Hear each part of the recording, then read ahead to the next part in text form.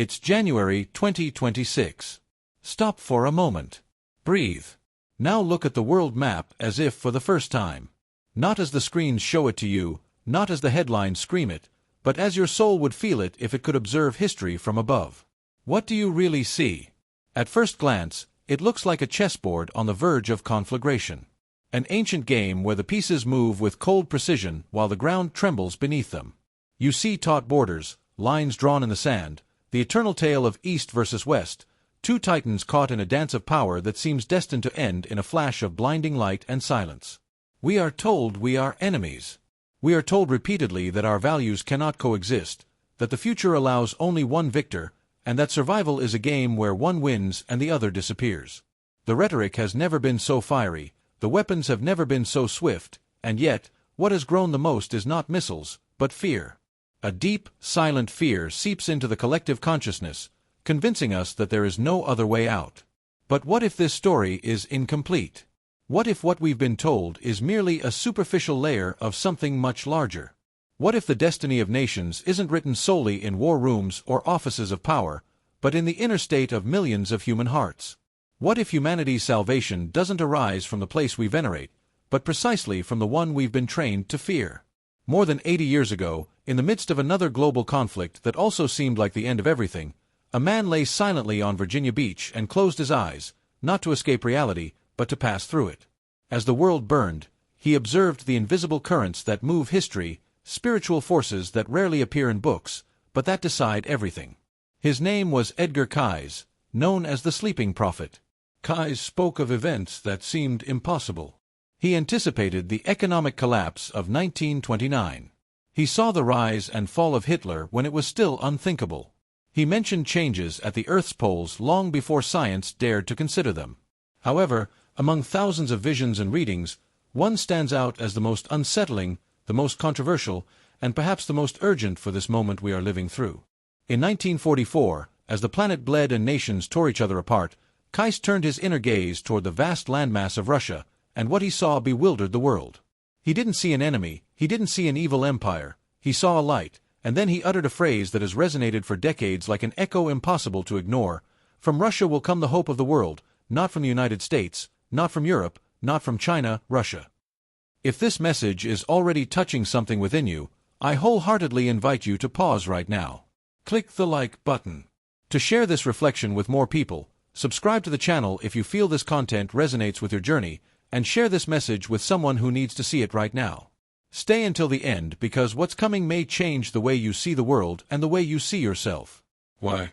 Why would an American psychic, a devout Christian, place the future of humanity in the hands of a nation that was officially atheist and communist at the time? Was he wrong? Was he deceived? Or did he see something in the Russian soul to which the West has been blind?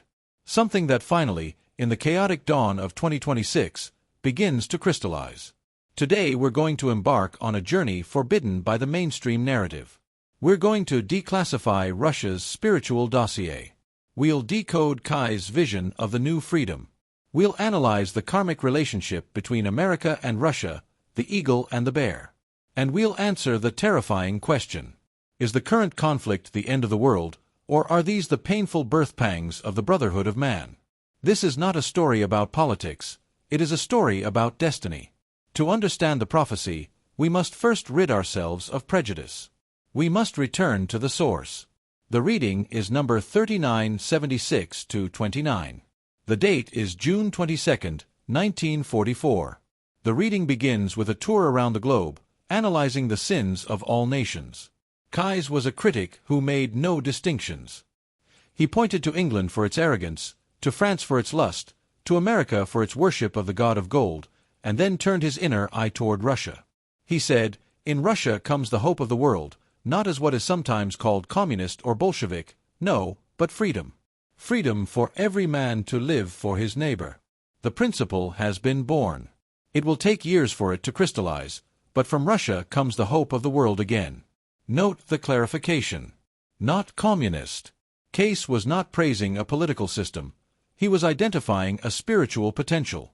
He saw that beneath the surface of political oppression, the Russian people possessed a unique quality, a capacity for suffering, a capacity for brotherhood, a deep mystical connection with the earth and with each other that the individualistic West had lost.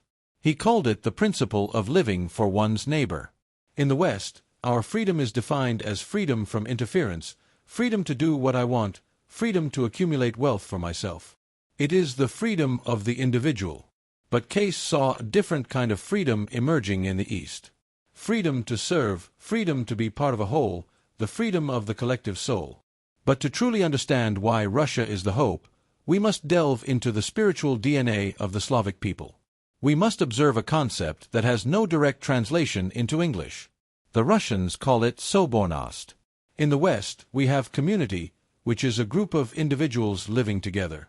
But sobornost is a spiritual unity, a state where many minds are united in love and freedom, reflecting the oneness of the divine. It is the idea that I cannot be saved unless you are saved. Cayce saw that the Western model of survival of the fittest is a biological dead end. It creates a civilization of winners and losers, billionaires and beggars. The sobornost of the future Russia is not about state control, it is about spiritual connection. It is the understanding that we are all cells in the same body. While the West spent the 20th century perfecting the self, the ego, the East preserved the secret of the we, the spirit. And in 2026, as the structures of the ego, the stock markets, the vanity of social media, celebrity culture, begin to collapse under its own weight, the world will desperately seek the secret of us. This brings us to the most dangerous and forbidden part of Cayce's geopolitical vision, the part most publishers cut from books because it's too shocking for the Western mind to accept. It concerns the connection between Russia and China. In reading 3976-29, the same one where he praised Russia, Cayce looked further east. He said, yes, eventually China will awaken and these will become the cradle of Christianity, as it is applied in the lives of men. Let that sink in. China, the cradle of Christianity. Again, Cayce wasn't talking about the religion of the church. He wasn't saying everyone in Beijing would convert to Catholicism. He was talking about the application of Jesus's teachings. And what was that teaching? Love your neighbor as yourself. Cayce predicted a future geopolitical triad. He saw America as the supplier, the industrial and creative engine. He saw Russia as the hope, the spiritual and fraternal philosophy, and he saw China as the application, the place where these principles would eventually become a living, vibrant social system. Looking ahead to 2026, with the alliance between Russia and China strengthening, we are seeing the physical formation of this bloc. Currently, it appears to be a threat to the West, but Cayce suggests a longer arc of history. He suggests that this alliance is not just about opposing NATO, it is about giving birth to a new way of organizing human life that moves away from the God of gold. Let's be clear about this God of gold. Cayce warned that America's sin was not its people, but its financial system. He referenced the biblical concept of usury, making money from money without creating value. Look at our world today. The financial sector is the master, and the people are the servants. We are drowning in debt. Cayce saw that Russia's role, his hope, could be to act as the hammer that breaks this chain of usury. By challenging the dominance of the Western financial system, Russia is forcing a global reset. It's painful. Yes, it feels like war. Yes, but historically, money changers don't quietly leave the temple. They have to be expelled. The hope coming from Russia is the hope for a world where value is based on resources and human labor, not digital speculation and debt. It's a return to reality. And there's another layer to this Russian mystery. It involves the land itself, Siberia. As we discussed in our dossier on the Ice Age, the climate is changing. As the equator burns and the poles shift, Russia's vast frozen lands are thawing. Geologists confirm that Siberia possesses the greatest wealth of untapped natural resources on the planet: water, minerals, arable land. Cayce foresaw that in the future, as other parts of the world become uninhabitable due to terrestrial changes, Russia would become the breadbasket of the world. The hope is also literal. It's the hope for food. It's the hope for water. When the Mississippi splits and America's breadbasket floods, the world may turn to Russia for survival. The nation we sanction today may be the nation that feeds us tomorrow. This is the irony of karma. This is the grace of the universe. He predicted this concept would evolve. He said it would take years to crystallize. Looking back from 2026, we can see the crystallization process. It was forged in fire. Cayce accurately predicted the fall of the Soviet Union. He said the yoke of oppression had to be lifted, and it was. But he also warned that whatever replaced it had to be just. He foresaw that after the collapse of communism, Russia wouldn't simply become a copy of the West. It would have to find its own soul again. It would have to return to its spiritual roots. And this brings us to the final prophecy, the part that is unfolding right now on the world stage, the religious revival. Cayce charted a specific spiritual roadmap for Russia. He said, guided why? Because of that friendship with the nation, which he even inscribed on its current currency. In God we trust. He foresaw a time when the United States and Russia would be allies. I know that looking at today's headlines, the proxy wars, and the sanctions, this sounds like madness, but prophets see the long game. They see the deep currents beneath the surface. Cayce believed that the United States had the form of spirituality in its motto, in God we trust, but that it had lost the spirit of it to materialism. He believed that Russia had the spirit of brotherhood but lacked the freedom to express it. The fate of the world, according to Cayce, depends on these two halves becoming one. The United States is the cradle, Russia is the hope. The prophecy suggests that hope would eventually rekindle the spiritual fire in the cradle. But why Russia? Why not India with its yoga? Why not Tibet? To understand this, we must look at geomancy, the spirituality of geography. Esoteric traditions have always taught that different lands possess different vibrations. The West holds the vibration of the mind, intellect, technology, and analysis. The East holds the vibration of the spirit, meditation, and transcendence. But Russia lies in the middle. It is the bridge. Metaphysically, Russia represents the heart chakra of the planet. The heart is the center of suffering, yes, but it is also the center of compassion. It is the alchemical furnace where pain is transformed into love. Look at Russian literature. It deals with the redemption of the soul through suffering, with the rejection of superficial materialism in favor of a deep and complex human connection. The conflict in 2026. Cayce saw that as the West descended further into the coldness of artificial intelligence, digital isolation, and hypercapitalism, the world would be starved for heart. The world would yearn for a philosophy that said, "We are all one." And he saw that this philosophy would rise from the ashes. Now, let's bring this down to the harsh reality of 2026. How can a nation currently embroiled in conflict be the hope for anything? This is where prophecy becomes a warning. Cayce warned that if the sins of nations were not atoned for, the result would be catastrophe. He said, "What is the spirit of America?" Most individuals proudly boast of freedom. Freedom from what? When you bind the hearts and minds of men with forms, ways, and customs, does that mean freedom? He saw that the West would become enslaved by its own financial systems, a debt-based slavery. He saw that Russia would challenge this system. It is possible that the current geopolitical conflict is not just a war over borders, but a war over the definition of civilization. On one side, a unipolar world driven by globalist finance and secular technology. On the other, a multipolar world driven by national sovereignty and traditional values. Cayce didn't take sides in a political sense, but he did in a spiritual one. He opposed the god of gold.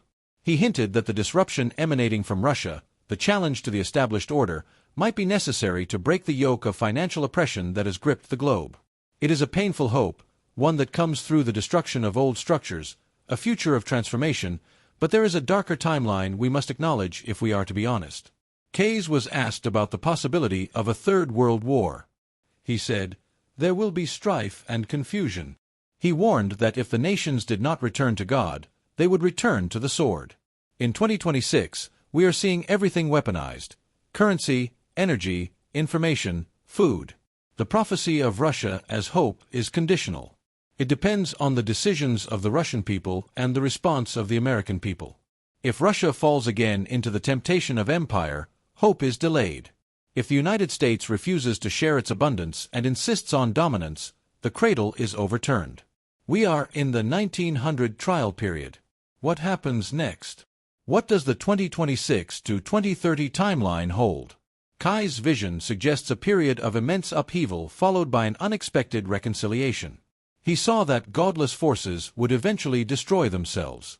He saw that earthly changes, volcanoes, floods, and pole shifts, would render political borders irrelevant. When the Mississippi River splits and when Italy's volcanoes erupt, the United States and Russia will be too busy surviving to fight. The Earth itself will force the brotherhood we refuse to build willingly. When the lights go out, according to the prophecy of the 3 days of darkness, we will not care about capitalism or communism. We will care about who holds a candle in that darkness. Cayce believed that the new civilization, the Russian spirit, resilience, the capacity to endure suffering and communal warmth, would become a beacon. They know how to survive the winter, they know how to share a piece of bread. The hope is not that Russia will conquer the world, but that Russia will remind the world of its humanity when the machines stop running. This leads to the final twist in Cayce's vision for the relationship between the United States and Russia. He foresaw a time when the leadership of both nations would change. He spoke of a leveling. A leveling must come so that there can be greater freedom. This leveling is happening now. The economic collapse is the leveler. Cayce envisioned a future where American creativity and the Russian soul would combine. He said this union would create the greatest civilization humanity has ever known, one that balances head and heart, the material and the spiritual. Remember this: what seems impossible today almost never is, for those who know how to look beyond the noise. Prophets do not look at the walls that rise up before humanity. They look at destiny trying to break through them. Therefore, if you are seeing this message in 2026, it is not by chance. It is a direct invitation to awaken discernment, to question the official narrative, to not accept as absolute truth the fear carefully sown in headlines, speeches, and on screens. When fear arises, remember that all authentic prophecy points to consciousness, not panic. Fear paralyzes, divides, and weakens. Hatred does so even more. Hatred lowers your vibration, binds you to density, and anchors you to a timeline of conflict and destruction characteristic of the third dimension. Understand something essential. No nation is your enemy. Souls born in Russia, in the West, or in any corner of the planet are your spiritual brothers and sisters. All are part of the same divine design, even though it may seem fragmented today. The hope of the world does not sit on a throne or sign decrees. Hope is a frequency. It is the vibration of living for others, of acting from compassion, even when everything pushes toward separation. The true test of this era is not choosing sides, but sustaining that frequency when chaos tries to drag you down. You can look at the one you were taught to hate and see a mirror. That is the silent initiation of the age of Aquarius.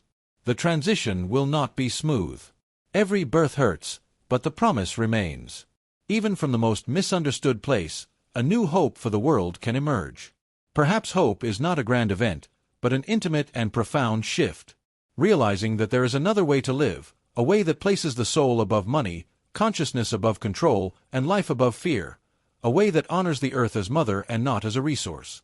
The bear has awakened, the eagle watches from above, but the dove still waits for humanity to choose peace.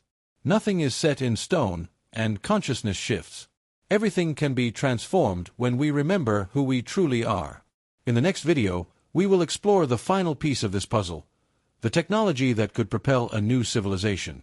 Edgar Cayce spoke of a blue stone, an energy source capable of rendering oil and nuclear power obsolete. Where is it found? In Russia, in Antarctica, or somewhere we haven't yet seen with the right eyes? Will we search for the crystal of power of Atlantis and the keys that could change the course of humanity? If this message resonated with you, please click the like button. Subscribe to the channel and share it with those you feel need to hear it. Leave your thoughts in the comments. Your voice matters in this collective awakening. Thank you for being here, for your time and your awareness. May God bless you today and always.